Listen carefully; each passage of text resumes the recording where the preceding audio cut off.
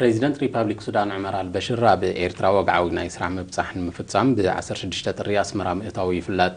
ب17 ጥር ድማ ኣብ ደሴታት ዳህላክ ከቢርን ከባቢያን ዑደት ድሕሪ ምክያድ ሎሚ ምስ ፕሬዝደንት ኢሳያስ አፈወርቂ ርክብ አካይዱ ሙሉእ ትሕዝኦ ብርሃን ዓንደ መስቀል ኣዳልይወሎ ኣመንጎ ኤርትራን ሱዳንን ዘሎ ታሪኻውን ህዝባውን ሰረት ዘለዎ ዝምድና ብዕንቆቱን ሓይሉን ናብ ሓድሽ መድረኽ ኣትዩ ከም ዘሎ ዑደት ፕሬዝደንት ዑመር ሓሰን ኣሕመድ አልበሽር ድማ ነዚ ዘረጋግጽ ከም ዝኾነ ፕሬዝደንት ኢሳያስ አፈወርቅን ፕሬዝደንት አልበሽርን አረጋጊጾም ክልቲኦም መራሕቲ ሎሚ 18 ጥሪ ኣብ ሰዓታት ቅድሚ ቀትሪ ኣብ ከተማ ባጽዕ ኣብ ዘቃንዕዎ ኣብ ክልተኣዊ ዝምድናን ዞባዊ ምዕባለታትን ዘተኮረ ርክብ እቲ ዑደት ኣብ መንጎ ክልቲአን ሃገራት ዘሎ ምትእምማን ኣብ ዝለዓለ ደረጃ ከም ዝበጽሐ እዚ ድማ እቲ ጸንሐ ዝምድና በብደረጃኡ ናብ ኣብነታዊ ዝምድና ይዲብ ከም ዘሎ ዘርኢ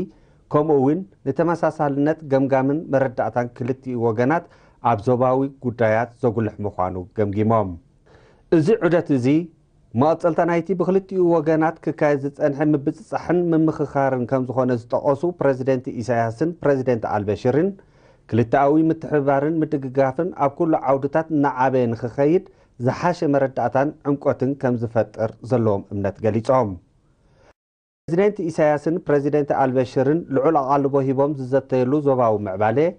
ኣብ ሪፓብሊክ ደቡብ ሱዳን ተኸሲቱ ዘሎ ዝሕዝን ኩነታት ኮይኑ እቲ ጉዳይ ንደቡብ ሱዳን ጥራይ ዘይኮነ ንሱዳንን ንኤርትራን ብሓፈሻ ድማ ንኹለን ሃገራት ናይዚ ከባቢ እዚ ብኣሉታት ጸሉ ምዃኑ ብምግንዛብ ኣብዚ መዳይ እዚ ናይ ሓባር መረዳእታ ከም ዝህሉ ንምግባርን ብዝተኸኣለ መጠን እቲ ጉዳይ ብሰላም ንኽዓርፍን ዝከኣል ዘበለ ፃዕሪ ብውህደትን ምትሕግጋዝን ክካየድ ተራዳዲኦም ኣብ ኤርትራ ናይ 3 መዓልታት ወግዓዊ ናይ ስራሕ ምብጻሕ ዝፈጸመ ፕሬዝደንት ሪፓብሊክ ሱዳን ፊልድ ማርሻል ዑመር ሓሰን ኣሕመድ አልበሽር ሎሚ ካብ ኣህጉራዊ ማዕርፎ ነፈርቲ ባጽዕ ብፕሬዝደንት ኢሳያስ አፈወርቂ ተፋንዩ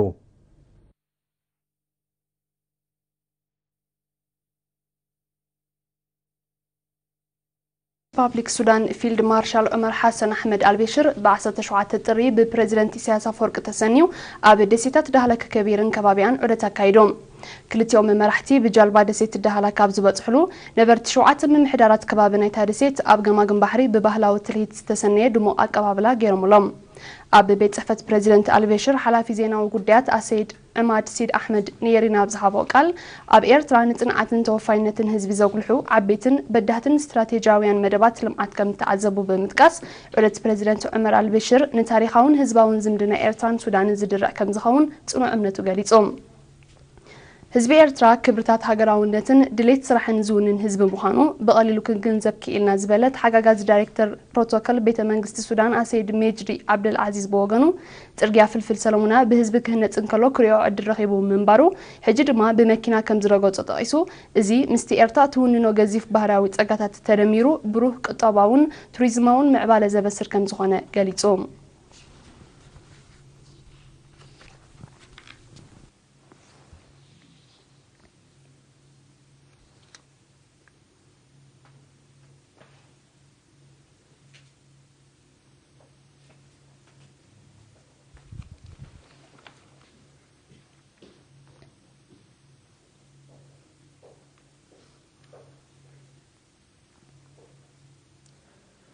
ኣብ ረቂቕ ሓይልና ተመርኪስና ጽኑዕ ሃገራዊ ዕጥቅናን ኣብ ወለዶ ንምስግጋር ብዕቱብ ክስራሓሉ ከም ዝግባእ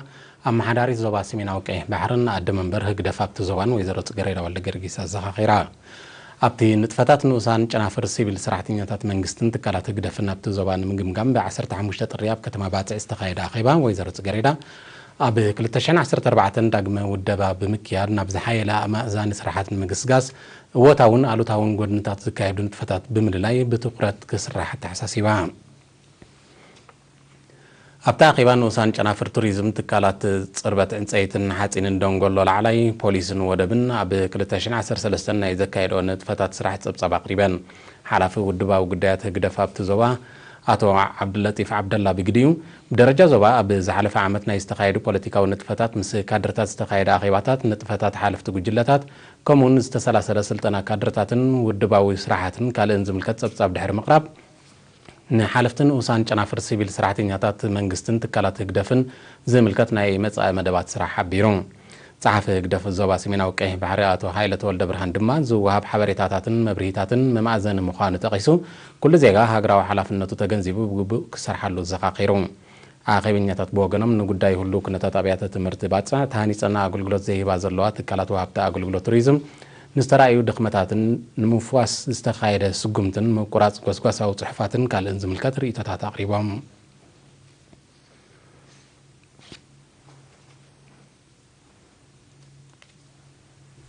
ሚኒስትሪ ቱሪዝም በአውድታት ስርዓት መቀበል አጋይሽ አተሓሓዛ ገዛ ምስሳይ ቋንቋ እንግሊዝ ታሪኽን ጂኦግራፊያዊ አቀማምጣ ኤርትራን ብክልተ ሓሳብን ግብርን ሸውዓተ አዋርሕ ዘሰልጠነን 150 ደቂ አንስትዮን አባላት 23 ክሳብ 25 ዙርያታት ሃገራዊ አገልግሎት ብ17 ጥሪ ብሰርቲፊኬት አመሪቖም ኣብ ኣስመራ ሆቴል እምባሶይራ ኣብ ዝተኻይደን ሚኒስተር ቱሪዝም ወይዘሮ ኣስካሉ መንቆሬስም ዕዱማት ኣጋይሽን ዝተረኸብሉን ናይ ምምራቕ ስነ ስርዓት ኣብ ሚኒስትሪ ቱሪዝም ሓላፊ ምምዕባል ዓቕሚ ሰብ ኣቶ ተኽለ ፍረዝጊ ኣብ ዘስምዖ ቃል ዕላማት ስልጠና ብቕዓት ቱሪዝማዊ ኣገልግሎት ንምድንፋዕ ምዃኑ ገሊፆም አቶ ተኽለ አስዒቡ ቱሪዝም ዓብን ኣገዳስን ጽላት ብምዃኑ ሰልጠንቲ ኣብ ርእሲ ሞያ ዘንስነቐን ስልጣነታት ድሕነትን ብልጽግናን ህዝበንን ሃገርን ኣምውሓስ ዝሕግዘን ኣብ ምክልኻል ገበን ዕፀፋርስን ኣሉታዊ ጽልውኡን ምክልኻል ባርኣሓውን ሕጋጋት ኢሚግሬሽንን ዜግነትን ዘጠቓልል ኣስተምህሮ ከም ዝተዋሃበን ጠቒሱ ኣብ ስርሕን ዕቱባትን ፍሕሽዋትን ኮይነን ብሓላፍነት ከገልግላ ተላብዮም زغسمو سلطنا مسغاغري ناب زبلت معبال امبر مزازمي ايكونن زبلت وكيل تمرقت بوغنا توريزم اب عندታት ቁጠባ ሓንቲ ሃገር ብምዃኑ ንዘምሃረን መንግስትን ሕብረተሰብን ብውፊ ስራሕ ጻምኡን ንምኽሓስን ዕቤት ቱሪዝም ንምርግጋጽን ኣበርቲዕን ከም ዝሰርሓ ኣረጋጊጻ ሚኒስተር ቱሪዝም ወይዘሮ ኣስካሉ መንቆሬስ ኣብ ዘስማዓቶም ዕፀው ቃል ተመረቕቲ ንኣገዳስነት ጽላት ቱሪዝም ኣብ ዕቤት ሃገር ተገንዚበን ምርኣያ ሕብረተሰብን ኮይነን ኣብ ምቕባል ኣጋይሽን ምልላይ ሃገርን ዝጽበየን ዘሎ ዕማም ብኣድማዕነት ንምትግባር ኣበርቲዕን ክሰርሓ ትጽቢት ከም ዝግበረለን ኣረዲኣ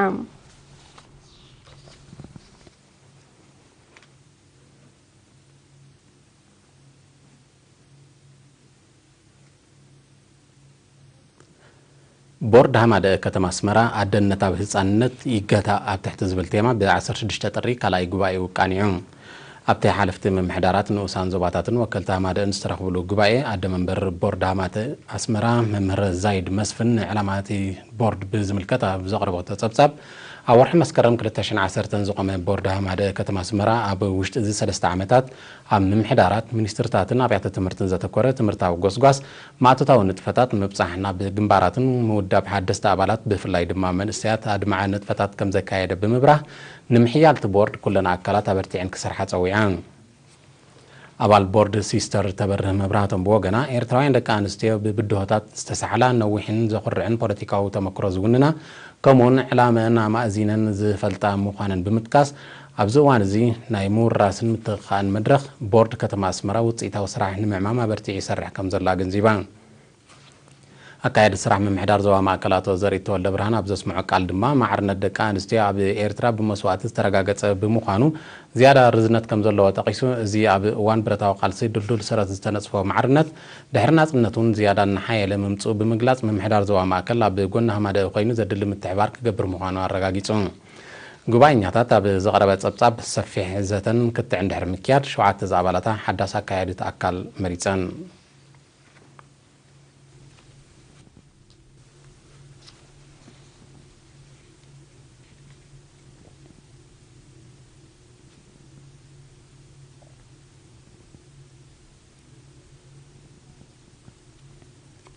أبزي زحلف عامت تجمع كتماكرن مقلال بموهاد حزبن حزباو سراويتن أب كباب درواد عريت كل التدقيقات مهنات أني فلت زد ما مغتصل تقنايتي أب استفعال كبابيتات هاجرنا بأبالات حزباو سراويت زعمم زلوا نتفتات المعاتيو أب كبابي كتماكرن زركبا أبالات حزباو سراويت حجون ديجان مزرح أبز كايد زل عمام بزلع عليكم زواسيم زقلت زلون بزعبا زي جواهر آدم نزدالو تتصب إلسا تصفى مريم كتأوروبيام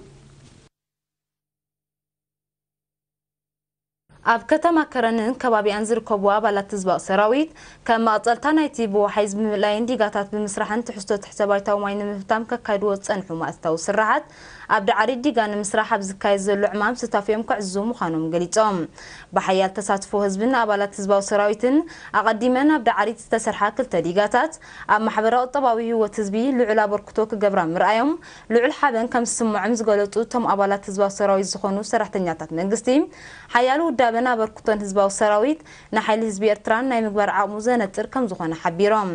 ሰራሕተኛ ባንካት ወገረዝ ገህር ወልዱን ቀሽ ወልደ ስላሴ ባይረና ብዝሃብዎ ሓበሬታ ኣብ ከተማ ከረን ዝርከቡ ኣባላት ህዝባዊ ሰራዊት ቀንዲ ሽግራት ህዝቢ ኮይኖም ዝጸንሑን ምቅላልን ንምፍታሕና ብሰላሰል ስራሓት ብኣድማዕነት ከም ዝሳተፉ ብምሕባር ኣብ ዝሓለፈ ዓመታት ዝገበርዎ ኣበርክቶም መርኣያናቱ ከም ዝኾነ ረድዮም በዘሎን ተቐጺሉስ ክሕይል እዩ ሰብ ከዓ እናረኣየ እናተመከረ እናተሓጎሰ ስለዝኸይድ ባህታ ይዝፈጥረሉ ሰሪሕ ሕጅና ንርእሰይ ካብዚ ምስተመለስኩ ብጣዕሚ ሓጎስ ይስማዓኒ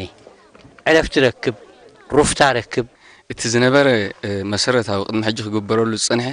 ንሱ ዝድገም ዘሎ ማለት እዩ ህዝበ ሰራዊት ማለት በቲ ሃገሩ የልምዕ በቲ ሃገሩ ይከላኸል ስለዚ እቲ ናይ ቦታትና ወይ ከኣኒ ናይ ህዝቢ ኤርትራ ፕላን ወይ ከዓ ዕላማ ኣመሰረቱ ኣብ ዕላምኦም ዘሎ ዘርእየካ ማለት እዩ አቶ አብደል ከሪም ሐሰንን አቶ ብርሃነ ትእዛዙን በወገኖም ህዝብ ኤርትራ ናጽነቱ ዘረጋገጸን ሉላውነትን ዘውሐሰን ሳላሉ ዕሉፍደትን ናሓትን ምዃኑ ጠይሶም አባላት ህዝባው ሰራዊት በጋንታታትን ኃይልታትን ተወዲቦም ዘካይድዎ ዘለው ማጥታው ስራሓት እግበስ ስለዝፈጠረሎም ንዝወጡ ፕሮጀክትታት ልምዓት ኣብ ምዕዋት ብልዕል ወኒ ይሰርሑ ምህላዎምን ዝተወጠኑ መደባት ክሳብ ዝዛዘም ካብኦም ዝሕተት ከማሉ ድልዋት ምህላዎም እናረጋጊጾም ውዳቤ ህዝባዊ ሰራዊትን ከምኡ ድማ ኣብዚ ውሽጢ ምምሕዳር ዞባ ዓንሰባት ዘለና ኣበርክቶ ቀዳማይ ነገር ካብ ዝሓለፈ ዓመት ጀሚሩ ኣብ ዝተፈላለየ ዲጋታት ብህዝባዊ ሰራዊትን በቲ ቤት ጽሕፈት ምምሕዳር ዞባን ተወዲብና ንሰርሕ ኣለና ሕጂ ድማ እቲ መደብ ከዓ ከምኡ ኢሉ ቅፅል ተኮይኑ ተቐጻልነትና ካብቲ ጎኒ ህዝባዊ ሰራዊትን ካብቲ ናይቲ ቤት ጽሕፈትና ንሰርሓሉ ዘለና ትካል ካብኡ ብጎኒ ጎኑ እንዳኸድና ኢና ንሰርሕ ዘለና تمالا عربية 17 طرية باستسلاسل 143 كيلومتر شفنا حمشاي مدرخ زور أميسا بونغو شامبيون إرترا زخونة ميرون تشومه حمشاي ترتاحيزو وددرو كم سفتسمه مرباب حبريتا برو سايكلين ستاتا فليتون نزم مدرخ زي روانداوي بونوفينتشر بسلسة ساعات 16 دقيقة 31 كاليتن كعوة اللون مركاوي موتشين كالاي تقرر ماي كلب وانتي تيم ترونير سادساي درجة بمحاس تعويتو ملون بدمر جزء سالساي درجة حيز زلوا ناتنايل برهانة مبل 15 درجة كحزن كله ميرون أمانيل مبل إسران حدن أمانيل جبرز جابير مبل إسران شدشتن كندش حدا بساي مبل 30 كلتن متكل يبدو مبل سوسان شمونتن ترتاحيزهم وددرهم فتسمام